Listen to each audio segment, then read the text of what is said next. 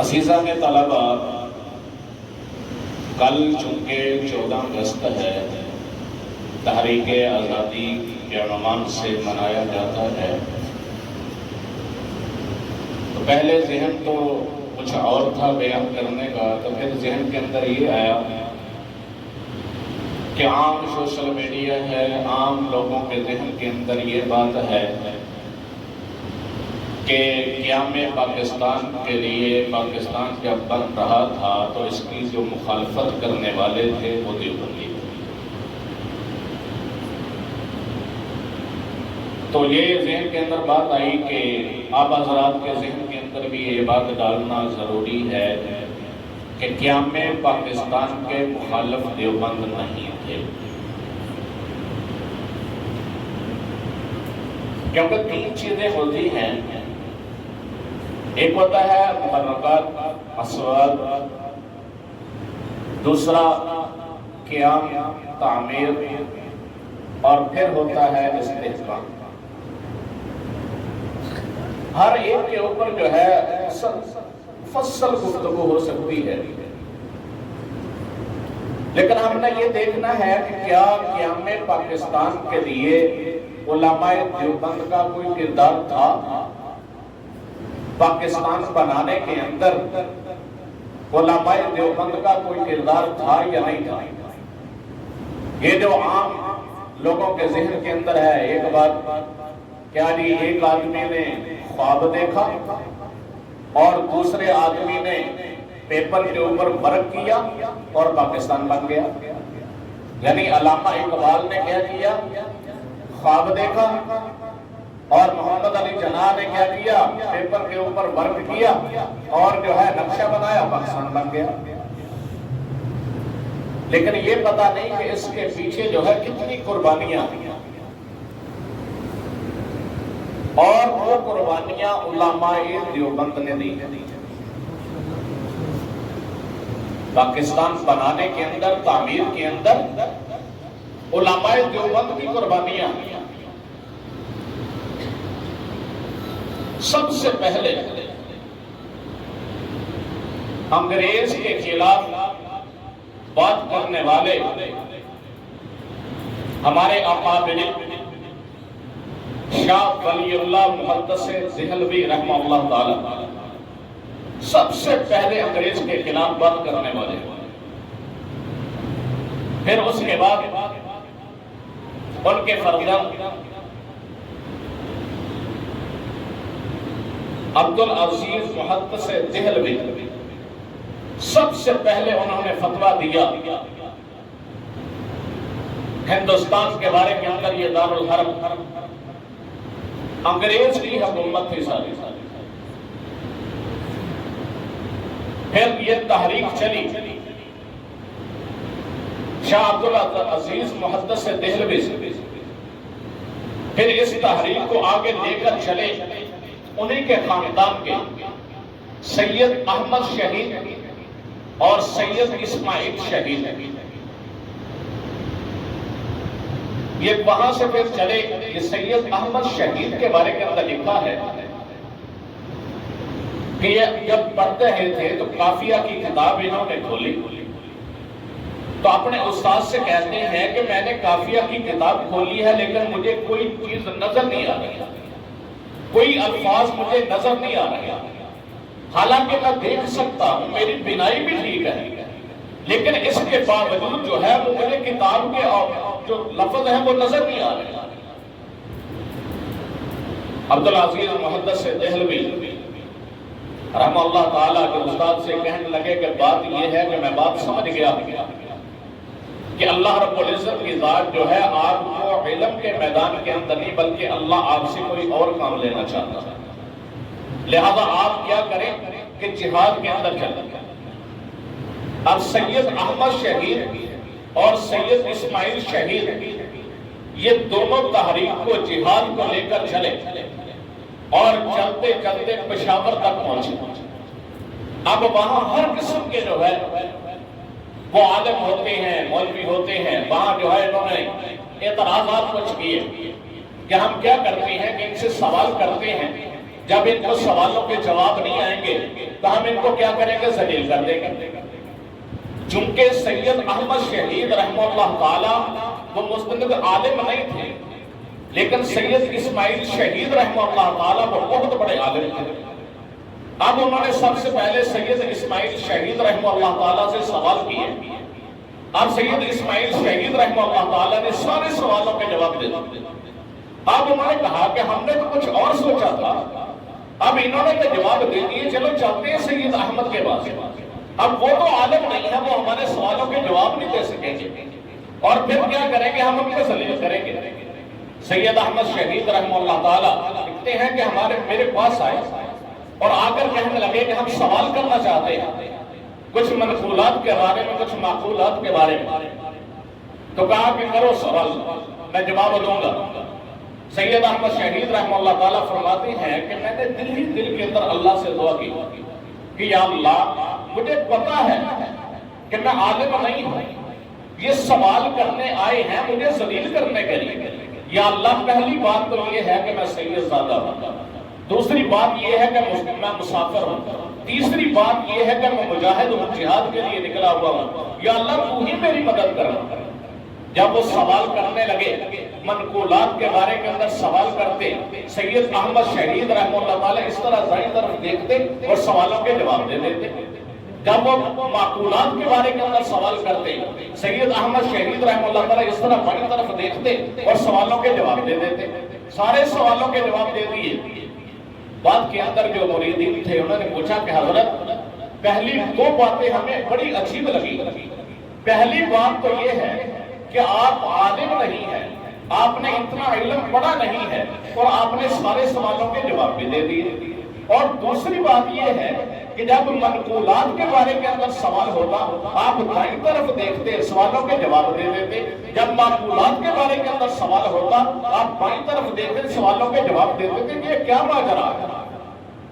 سید احمد شہید رحمہ اللہ تعالیٰ فرماتے ہیں کہ جب میں نے اللہ سے دعا کی اور پھر جب وہ سوال کرنے لگے، جب وہ منقولات کے بارے کے اندر سوال کرتے، میں دائیں طرف دیکھتا، میرا اللہ جو ہے امام غزالی کی روح کو سامنے کر دیتے اور وہ مجھے بتاتے جاتے، میں سوالوں کے جواب دے دیتے۔ اور جب وہ معقولات کے بارے کے اندر سوال کرتے، میں بائیں طرف دیکھتا، میرا اللہ ابن سینا کی روح کو سامنے کر دیتے اور وہ مجھے بتاتے جاتے، میں سارے سوالوں کے جواب دے دیتے۔ یہ سید احمد شہید، سید اسماعیل شہید یہ تحریک کو لے کر چلے، لیکن اپنی ہی غداری کی وجہ سے یہ دونوں شہید ہو گئے۔ اب جو ہے آگے تحریک چلی، لیکن تحریک ختم نہیں ہوئی۔ تحریک چلتے چلتے علماء کرام نے مشورہ یہ کیا کہ اب کیا کیا جائے، انگریز کے خلاف کیسے جو ہے محنت کی جائے۔ اب کا مشورہ یہ ہوا کہ جہاد کیا جائے۔ کچھ علماء کرام نے کہا کہ آپ کے پاس طاقت نہیں ہے، آپ مقابلہ نہیں کر سکتے، لیکن مولانا قاسم نانوتوی رحمہ اللہ تعالیٰ فرمانے لگے کہ دیکھو بدر کا میدان دیکھو، وہاں طاقت کم تھی لیکن میرے اللہ نے فتح اور نصرت عطا فرمائی۔ نکلتے ہیں، جب نکلے لیکن جو ہے طاقت کم تھی، اللہ کو یہی منظور تھا، اور 1857 کے اندر شاملی کے میدان کے اندر ظاہراً جو ہے وہ جو ہے شکست ہوئی۔ اب اس کے بعد جو ہے پھر دوبارہ مشورہ ہوا کہ اب کیا کیا جائے۔ پھر مشورہ ہوا کہ جہاد کرتے ہیں۔ پھر کہا کہ نہیں، اگر ہم جہاد کرتے ہیں جو ہمارے پاس تھوڑی سی طاقت بچی ہے، اب جو ہے یہ بھی ختم ہو جائے گی، پھر آگے ہم تحریک کو کیسے چلائیں۔ پھر بعد کے اندر مشورہ ہوا کہ اب کیا کیا جائے کہ ایک مدرسہ قائم کیا جائے اور وہاں سے جو ہے پھر تحریک کو چلایا جائے، اور جہاں دارالعلوم دیوبند ہے وہاں جو ہے مشورہ یہ ہوا کہ یہاں جو ہے مدرسہ بنایا جائے، اور پھر وہاں مدرسے کی جو ہے تعمیر شروع ہوئی اور مدرسہ شروع ہوا، اور پھر وہاں سے آگے جو ہے وہ تحریک چلی، اور پھر جو ہے اس وقت جو ہے یہ سارا ہندوستان جو تھا، پاکستان یہ اکٹھا تھا، اور جو ہے انگریزوں کی جو ہے یہ حکومت تھی، اور جو انگریزوں کا تسلط تھا۔ پھر 1884 کے اندر اب ایک کانگریس بنی، اور کانگریس کا ایجنڈا کیا تھا؟ کانگریس کا ایجنڈا یہ تھا کہ اس کے اندر جو ہے مسلمانوں کو بھی شامل کیا جائے، اور جو ہے اس کے اندر کیا ہوگا کہ سب کو حقوق ملیں گے، مسلمانوں کو بھی حقوق ملیں گے، دوسروں کو بھی حقوق ملیں گے، اور علماء کرام نے حمایت بھی کی۔ لیکن کچھ عرصہ آگے چلتے چلتے پھر کیا ہوا کہ پتہ چلا کہ نہیں، اس کے اندر تو کچھ ایسے بھی ہیں کہ جو ہے انگریز کے جو ہے یہ بٹو ہیں، ان کو جا کر ساری باتیں بتاتے ہیں، اور جو ہے یہ ان کا ایجنڈا ہی عجیب ہے۔ محمد علی جناح بھی کانگریس کے اندر موجود تھے، اب انہوں نے اپنے آپ کو الگ دیا، انہوں نے اپنی تحریک جو ہے علیحدہ شروع کر دی۔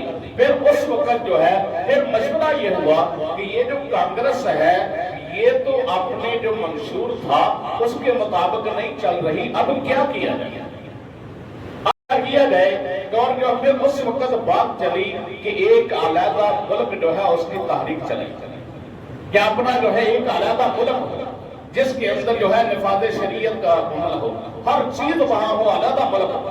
اور صدارت کرنے والے شیخ العرب والعجم مولانا اشرف علی تھانوی رحمہ اللہ تعالی قیام پاکستان کے لیے سب سے پہلے جو تحریک چلانے والے وہ کون تھے؟ مولانا اشرف علی تھانوی رحمہ اللہ تعالی۔ اب مشورہ یہ ہوا کہ ٹھیک ہے اس طرح جو ہے وہ کیا جائے، اس کو جو ہے بات کو آگے بڑھایا جائے، اور جو ہے ایک تصور دیا مولانا اشرف علی تھانوی رحمہ اللہ تعالی۔ اب کہا کہ بات یہ ہے، مشورہ پھر دوبارہ ہوا کب کس طرح آگے جو ہے بڑھایا جائے۔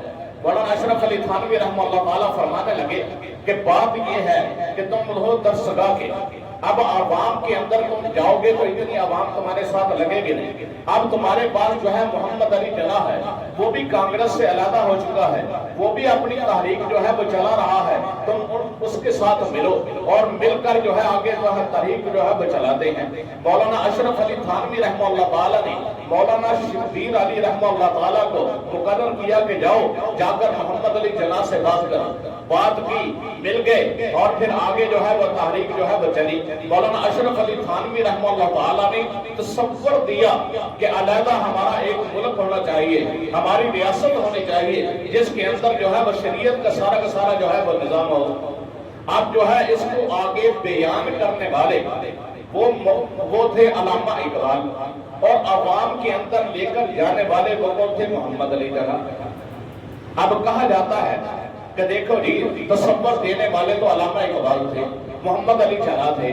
اب جب ان سے پوچھا جاتا ہے کہ بھئی یہ کب ہوا تھا، تو تاریخ یہ بتاتے ہیں کہ 31 دسمبر 1930 کے اندر الہ آباد کے اندر جلسہ ہوا، آل پارٹی کانفرنس، اس کے اندر جو ہے علامہ اقبال نے جو ہے یہ تصور دیا تھا۔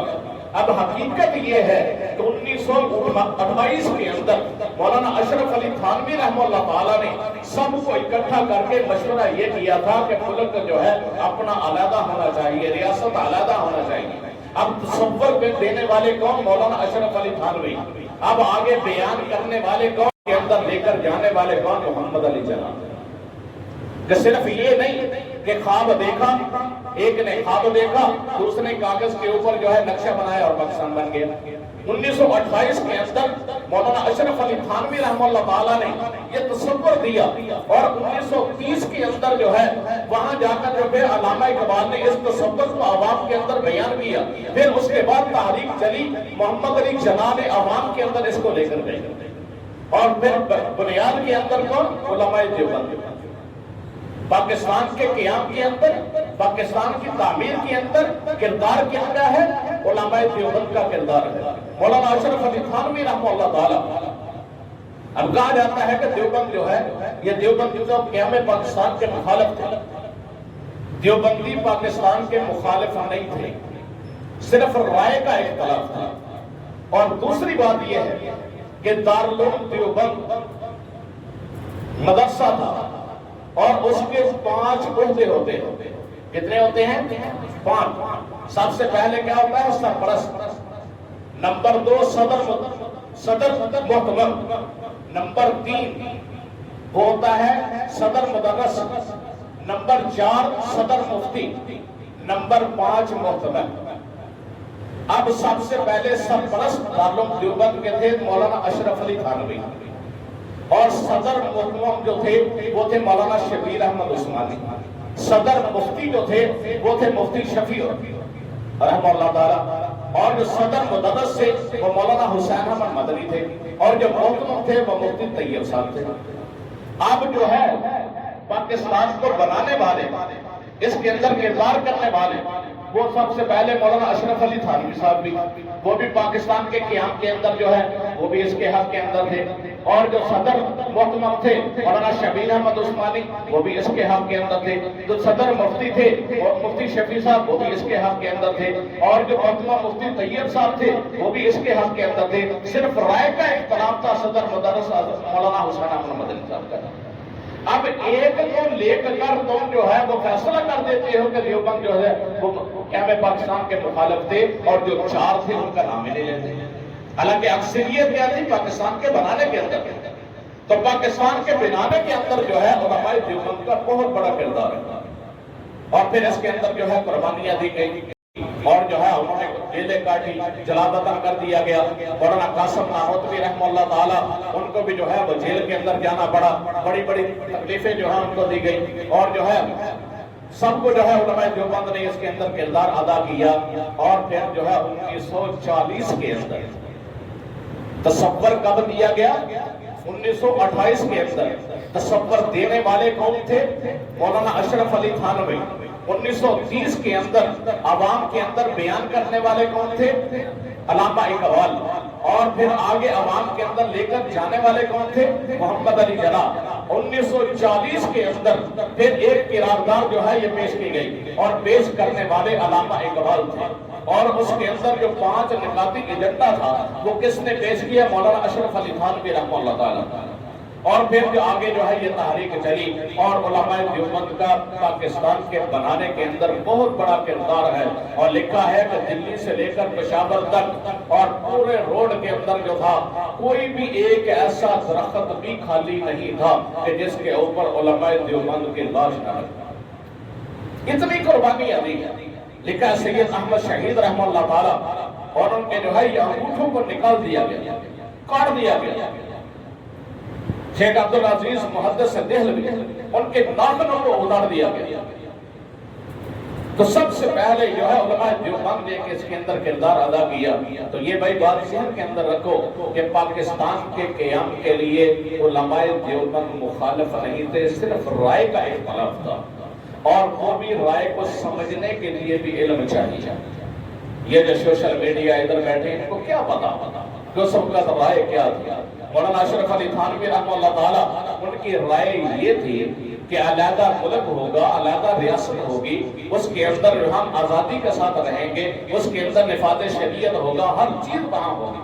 مولانا حسین احمد مدنی رحمہ اللہ تعالیٰ کی رائے ان کی بھی اچھی رائے تھی۔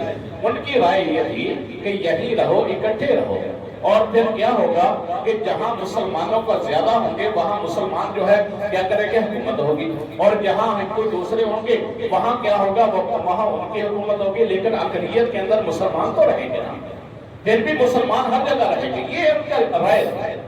لیکن پھر آگے دیکھیں کہ جب رائے پاکستان بن گیا، یہی مولانا حسین احمد مدنی رحمہ اللہ تعالیٰ نے مولانا احمد علی لاہوری صاحب فرمایا کہ جاؤ تم پاکستان کے اندر اور وہاں جا کر جو ہے یہ محنت کرو۔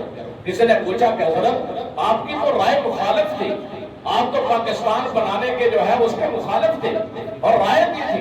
کہا کہ نہیں، ہاں رائے تک تھا جب تک جو ہے بنا نہیں تھا، لیکن جب بن جائے تو پھر اس کو استحکام کرنا، مضبوط کرنا سب کا بنتا ہے۔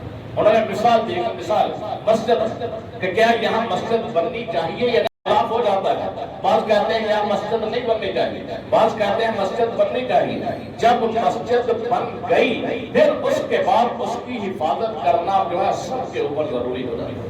اب رائے میری یہ تھی کہ پاکستان علیحدہ ملک نہ بنے، لیکن جب ملک بن گیا اب اس کی حفاظت کرنا جو ہے وہ سب کی ذمہ داری ہے۔ تو پاکستان بنانے کے اندر علماء دیوبند کا کردار ہے، اور پھر صرف پاکستان بنانے کے اندر نہیں، کوئی بھی تحریک کو دیکھ لو، ختم نبوت کی تحریک کو دیکھ لو، ناموس رسالت کی تحریک کو دیکھ لو، ناموس صحابہ کی تحریک کو دیکھ لو، جون سی بھی تحریک کو دیکھ لو، اس کے اندر جو کردار ہوگا وہ علماء دیوبند کا ہوگا۔ ہر تحریک کے اندر جو ہے علماء دیوبند نے قربانیاں دی ہیں. تو یہ کہنا کہ جو ہے نہیں جی ایک آدمی کا خواب تھا، دوسرے آدمی نے پرچے کے اوپر جو ہے وہ نقشہ بنایا اور پاکستان بن گیا، ایسے ہی پاکستان نہیں بنا، بلکہ علماء دیوبند نے اس کے اندر بڑی قربانیاں دی ہیں. اللہ رب العزت کی ذات سے دعا ہے کہ ہمیں اپنے اکابرین کے ساتھ سچی اور پکی محبت عطا فرمائے.